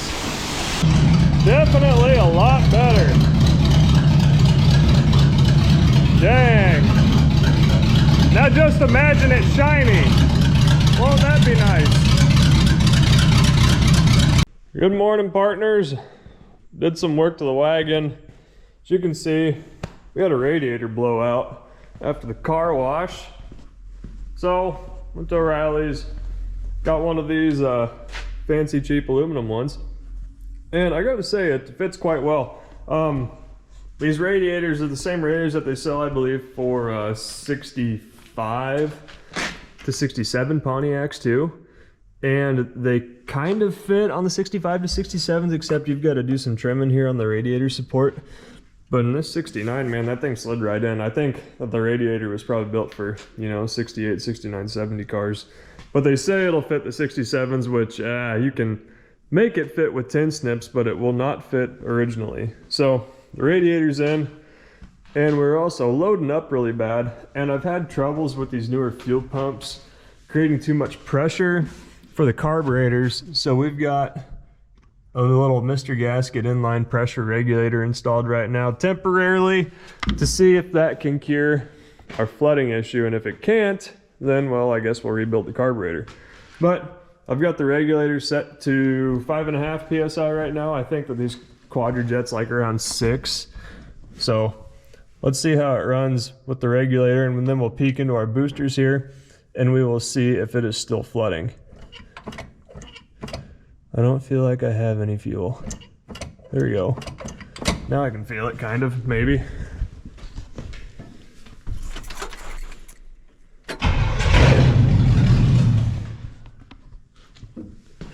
Don't know if I'm good enough to do this.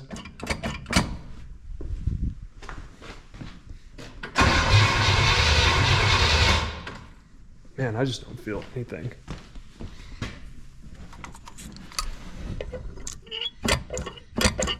Oh, we've got a faint squirt. Quite faint.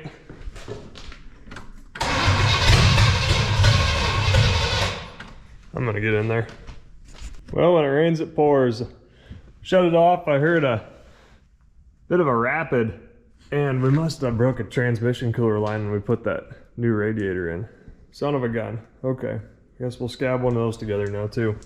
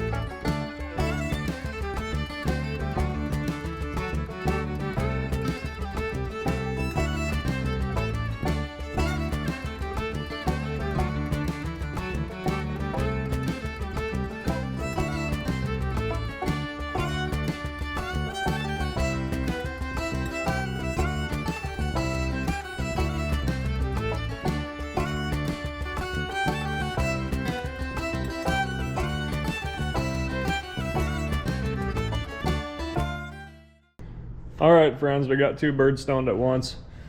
We got the carburetor on. Doesn't it look nice and shiny now after it got bathed in 3 cans of carb clean? And got one of the transmission cooler lines replaced. Got the radiator topped off. Got the transmission topped off, probably with a quart.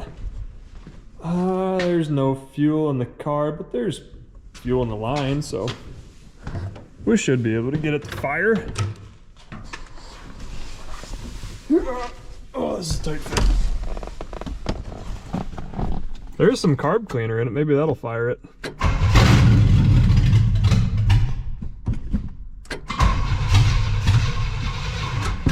Yeah, you like that carb cleaner.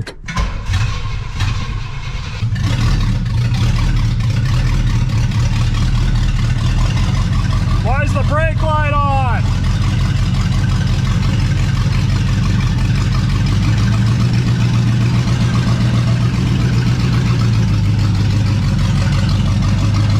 Still has brakes.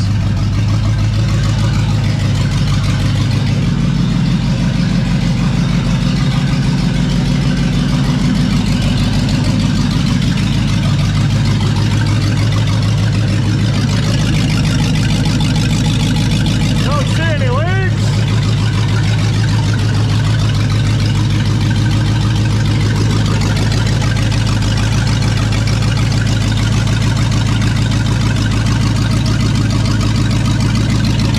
High idle seems to be working.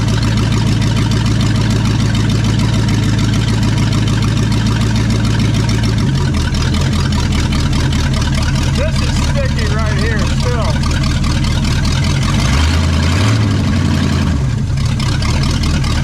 Choke is opening up on its own, that's nice.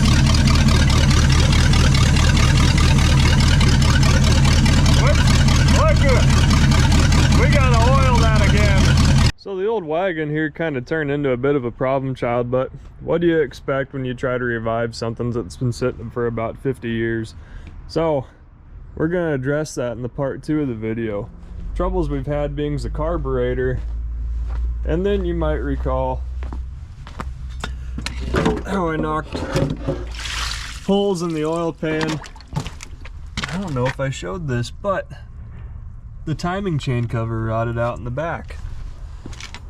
So everything pertaining to the fixes of these 3 problems will be posted in the part 2 video of the 1969 Bonneville Safari wagon with a 428. Thanks for watching. If you want to see more of this, make sure you subscribe so you can see part 2 and everything that we did with the 428 engine in the second video.